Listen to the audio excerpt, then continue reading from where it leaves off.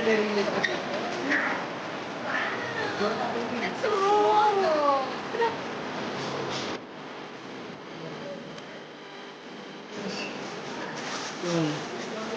Blue. Gear board.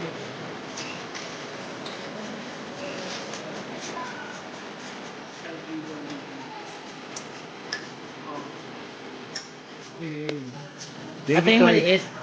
Daily toys is officially at Toys R Us.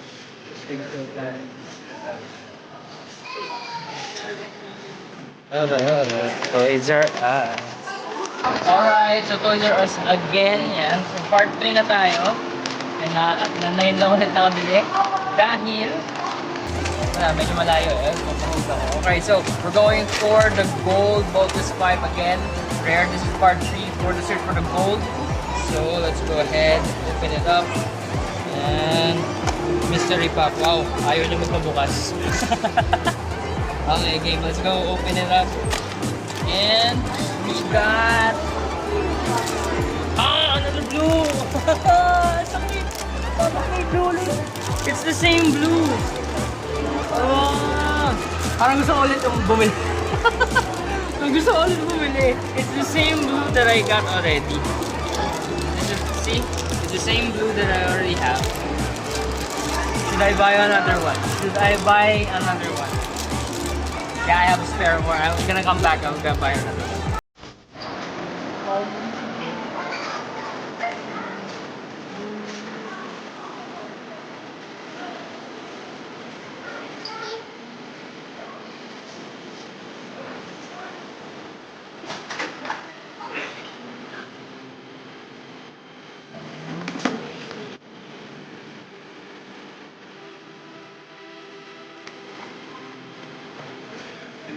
This one.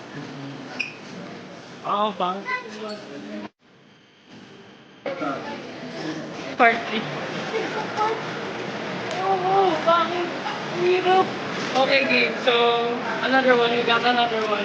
Part 3 ng part 3. Ayoko na. Sana hindi siya blue. Or, pag blue ulit to, ayoko. So, hindi. Manifesting gold. So, we're looking for gold. Or any color, basta hindi blue or white. Okay, so heavy din to. This is the heavier pack. So there's two ways to technically get a color variant. So if you're looking for the transparent, it has to be a little lighter. Mararamdaman niyo siya. Hindi ko alam, wala akong pang measure ng ng grams. Pero pag medyo mas magaan, transparent siya. Pagka medyo mas mabigat siya, yun naman yung solid na color. Okay. No. Totally nervous again. 3, 2, 1. Oh! Oh God! We got the gold! We got the gold! Dude! Oh my God! We got the gold! Yes! Oh! Dude! Sulit! We got the gold variant. Look at that. 11 colors, guys. We got the rare version. This is super cool.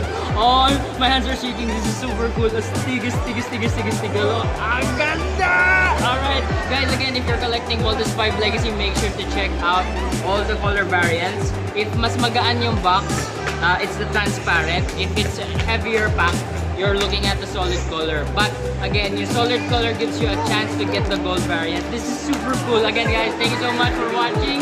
Peace out.